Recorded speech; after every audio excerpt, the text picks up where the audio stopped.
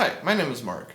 So as you can see, it's a little bit of a shorter video today. We're already skipping to the guitar holding and explaining part. To be completely honest, I'm kind of on a short schedule for making videos this week, and I need to record 2 videos this week. You've probably seen the Davey 504 video in the beginning of the week. If you haven't, I highly suggest you go check it out right there. But basically what today's video is about is I was watching this Josh Smith video about practicing on TC Electronics channel. I think they filmed a clinic of his and they've been releasing a couple of parts where he answers questions and all. Again, go check it out if you haven't already. Not only is Josh an amazing player, but many times the way he explains things is really helpful if you don't know what he's talking about. And I think it was on the practice schedule video where he mentioned that he doesn't really have a practice schedule, but when he listens to something that inspires him, whether it's a song, a lick, a solo, wherever, he tries to learn it and practice it a lot, and that can spark some new ideas. Well, in a very curious fashion, the very same thing happened to me when I watched this video, because he mentioned that he learned a fancy blues lick with a lot of flat fives, and those licks he played sounded so cool that I wanted to make my own version. So I thought I'd share that lick with you guys.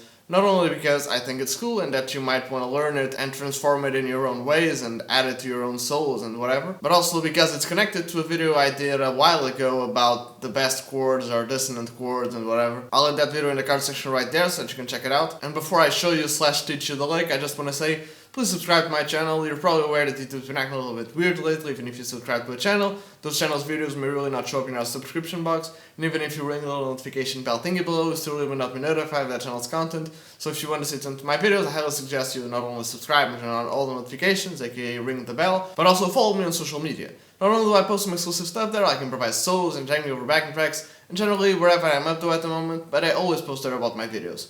Links for the usual suspects will be below, but in general at Marik's Guitar. And since you're down there, please consider leaving a like and perhaps share this video on social media, I'd highly appreciate it. But getting back to the lick itself, I picture it sort of as a G blues. And here's the lick in a bluesy context.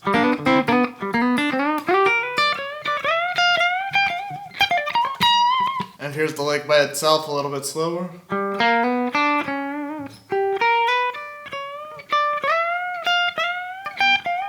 And now, whether you're thinking that lick sounds cool or not, you might be asking yourself, why is this worthy of a video? If you take a closer look to this lick, it focuses a lot on either the sharp 4 or the flat 5, maybe sharp 4, again we're in G, the regular 4th of G being a C.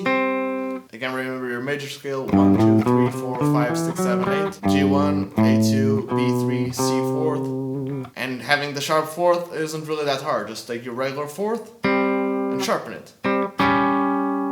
The sharp 4th is a C sharp, and you can use it in your regular licks, substituting your 4th by a sharp 4th. If you have some sort of a lick like you can now do, it's a little bit odd if you just play it like that, but if you take a look at my lick, when I went for that C sharp, I sort of bent it a little bit, because in the lick, when that note comes, it comes right after that D, which is the 5th of G. If you just played it without the little bend,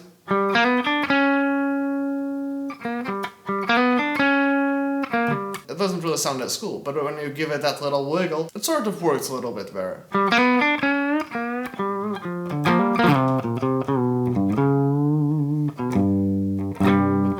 And the next part of the lick is just repeating the same thing an octave up. Just doing this little double stop thing. Sort of going for the next note in the scale. Again, you have the tabs. I don't really have to explain that part. But what I wanted to explain, and again it's connected to the other video I made about dissonant chords, whichever chord you have, whichever extension you add to a chord, aka if you have like a D major chord, if you add any note to it, it will work. Whether it sounds ugly or not, it has a context. For instance, this chord right here might not sound good in every situation, but if you have a chord progression like F sharp minor, C sharp minor, D major, that extension, because of its dissonance, can help out with the resolution to the previous chord, like this.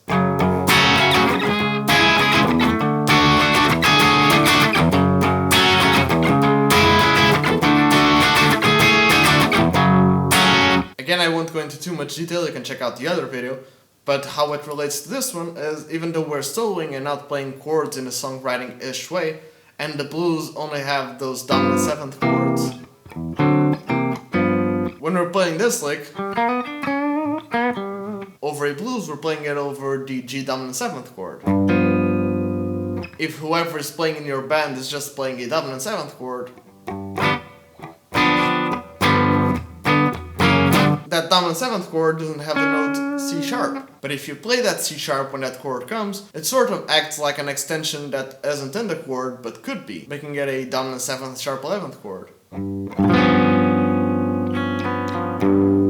Which again may or may not be the sound you're looking for, and if you want to play this lick in a song that has a melody with notes that clash with that C sharp, for instance if the melody goes to a C and you go to a C sharp, probably won't sound very good. But if for some reason it doesn't and you play that lick and it sounds cool, it just makes the song, at least in my opinion, a whole lot more interesting and more spicy in a way. So I'll leave you with this sort of challenge. And again I chose that sharp 4th or diminished 5th because I watched that Josh Smith video and I thought it sounded cool. But you can do this with any other note. For instance, if we take the exact same lick and just substitute the sharp 4th for a minor 6th for instance. Again for G, the minor 6th of G would be that D sharp. If we play the exact same lick but we just take the C sharp and put in a D sharp, it will bring out the same effect.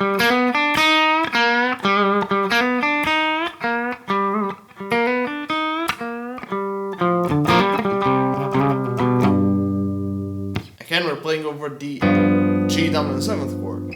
By focusing a little bit on that D sharp, we're just taking the G dominant 7th chord and adding that D sharp. In this case it makes it a G dominant 7th flat 13 or G altered, which again may or may not be the sound you're looking for, but it's something I think you should experiment with. Oh, and I noticed I forgot to say it in the video, so I'll say it now before the comments go saying, oh, such a clickbait title, you put that on the thumbnail and in the title and don't really explain it. What I forgot to tell you in the video was, because I'm using that sharp 4th / diminished 5th, and I'm playing over a blues, which is sort of a major tonality, the Lydian scale is just a major scale with a sharp 4th.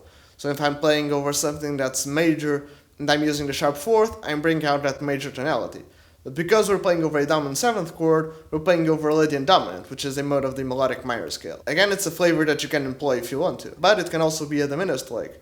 Because if you take a look at all the notes I play, especially in the first part of the video, the part of the lick, I'm playing a G, A sharp, B, D, and C sharp. And all of those notes are in the half whole tone scale. In this case, G half whole tone scale, which even though it is a diminished scale, it is a scale with all the notes on the G dominant 7th chord. So again, you can interpret it like that, but again, just think of that lick as a way to add extension to chords during your solos. Okay, so now we can get back to the video. Or the end of the video, I'm not really sure where this is going to end, but yeah, I hope that clears out something. I'm sorry if this video seemed a little bit rushed, but I'm really on a short schedule, but I'll finish with this. If you actually try to do any of this sort of stuff, or learn this lick or any other lick like it, please film yourself playing it, then post it on Instagram and tag me on it. Not only will I see it, but I'll repost it and tag you on it, because I'd really like to see what you guys can come up with. But yeah, I guess that's it. Again, thank you so much for watching. Don't forget to leave a like, comment, subscribe, and on all the notifications. Follow me on social media if you can. Share this video on social media. If there's anything you want to add to this discussion, or there's something you agree or did not agree, or something I missed, something I should have said, you can leave it in the comment section below. And if you have any suggestions for videos, I have the C8 series, You Ask I Teach. I know, pretty boring, generic, and self-explanatory title.